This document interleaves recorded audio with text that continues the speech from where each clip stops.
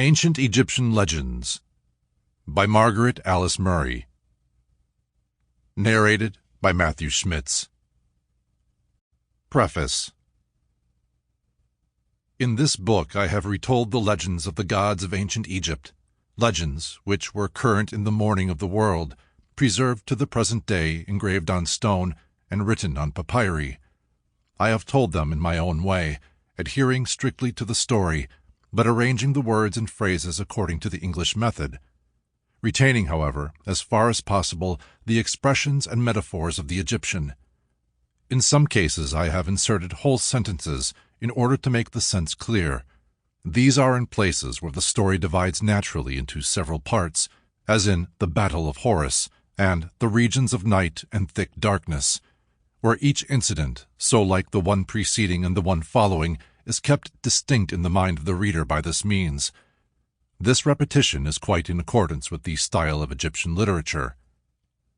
The book is intended entirely for the general public, who are increasingly interested in the religion and civilization of ancient Egypt, but whose only means of obtaining knowledge of that country is apparently through magazine stories in which a mummy is the principal character. It may be worth noting that in these legends of ancient Egypt, mummies are not mentioned, except in the Duat, the home of the dead, where one naturally expects to find them. Though the book is intended for the unscientific reader, I have made some provision for the more serious student in the notes at the end.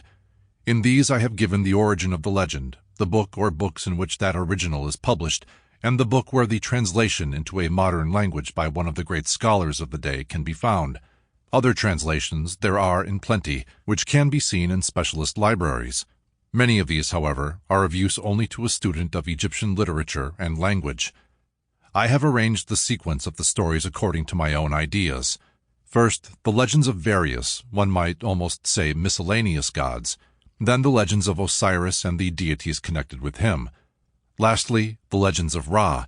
At the very end are notes on the legends and a short index of all the gods mentioned. M.A.M. November 1912. 1. The Princess and the Demon.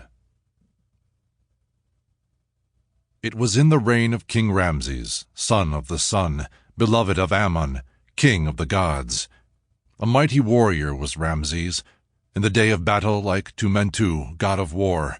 Very valorous was he, like the son of the sky goddess. Now his majesty was in Naharaina, where the great river Euphrates rolls down to the sea, and he received the tribute of the vassal princes, for he was the conqueror of the 9 Sample complete. Ready to continue?